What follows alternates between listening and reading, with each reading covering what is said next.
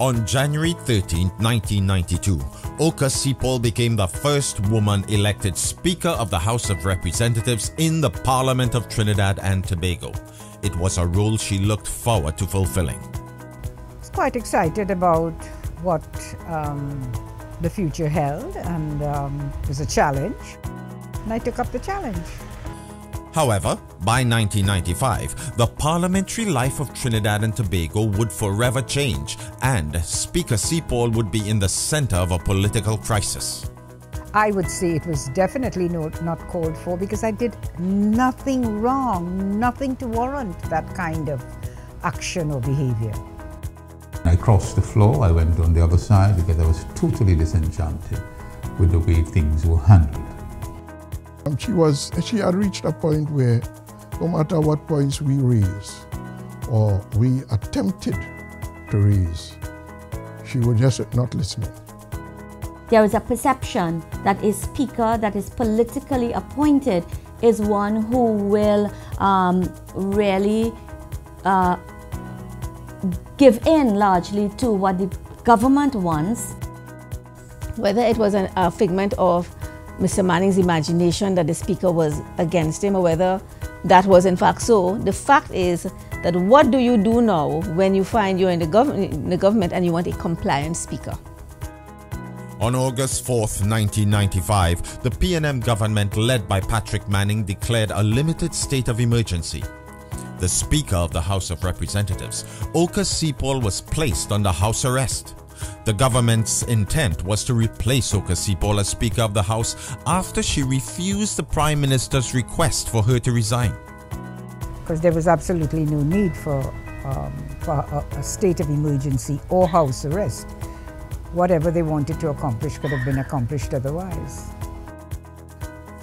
The government had gotten wind that the Speaker, who was appointed as a result of government votes, had formed some kind of alliance with the opposition to suspend persons from the government benches enough to allow the government to be defeated if a motion was brought. As a result of that, the government decided it was dangerous to it, or unhealthy to its majority, if we continued to hold Parliament while Occah Seepaul was in the chair. I was not happy at all with the way the situation was handled. I think it was an excessive exercise of authority on the part of Patrick Manning as the Prime Minister then. And at the cabinet meeting, which was held at his residence, where he informed the cabinet that he was going to take action to put the Speaker under house arrest, I left the meeting and I told him, "You will live to regret this." It so happened he lost the election as a result of it, because there was a lot of turbulence thereafter.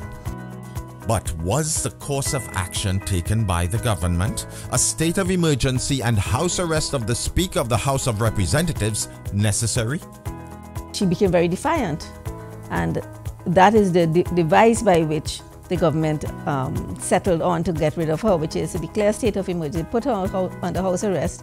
She had to stay there and then go to the Parliament and get the Parliament to vote for somebody, her removal and somebody else, right? Because she would not entertain the motion, right? She would not entertain a motion that allowed the party, the majority party, to remove her.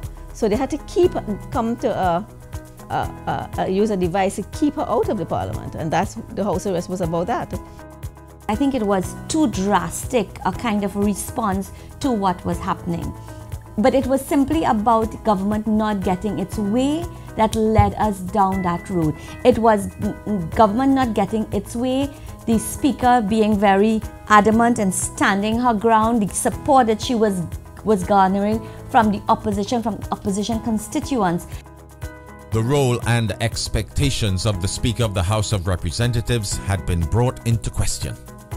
You tend to get speakers, of course, who are in line with the government. The party that has won the majority seats is not going to put somebody, as long as this is the system by which a speaker is selected, they're not going to bring somebody who is at odds with them. So they put Occah, and then for whatever reasons got the impression that she was a speaker who was not going along with their program, and they wanted her to be removed. The political impact of the state of emergency and house arrest of Speaker Occah Seepaul would ultimately be felt in November 1995. The PNM paid a heavy price for it. After I had left the cabinet and I went across to the other floor, I precipitated a general election in which they lost. And that's how the 17-17 coup came about. What happened with Occah was one of the possible outcomes that could occur in the course in having an office that is not fully independent. Parliamentary reform is something that we require, is one of the things that we learned from this whole issue of the speaker having been put under house of arrest and the whole issue of the state of emergency being called. It was one that left a bitter taste in the mouths of many, and therefore it is something that would have undermined the ability of the then government to have been able to run the country in the way it needed to, and therefore we need to find a mechanism that will ensure that we don't have repeat performance.